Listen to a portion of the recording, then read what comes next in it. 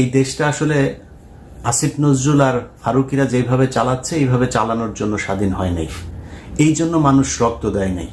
মানুষ যে কারণে রক্ত দিয়েছিল সেটার ব্যাপারে মোটামুটি এখন পর্যন্ত যে এই সরকার কিছু করবে না এবং তারা যে তার উল্টো দিকে যাচ্ছে সেটা মানে আমি বলবো যে শতভাগ কনফার্ম হয়ে গেছে। যেই কারণে যারাই বিপ্লব করেছেন দেশের মানুষ এককভাবে কারোর উপরে কোনো দেওয়ার এখানে সুযোগ নাই।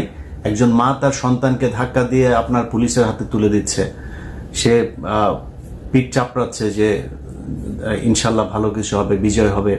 যাকে আটক করা হচ্ছে সে চোখ একদম পুলিশের চোখের দিকে চোখ রেখে তারপরে বলে দিচ্ছে ভয় দেখায় লাভ নাই, গুলি করছে, বুক পেতে দিচ্ছে যে আরো গুলি করো।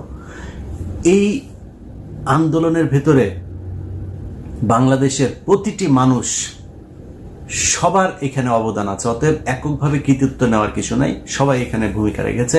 একমাত্র এই ভারতীয় দালাল আর ওই যে শ্রী কামার কুমার যারা আছে তারা বাদে সবাই এখানে আপনার অবদান ছিল।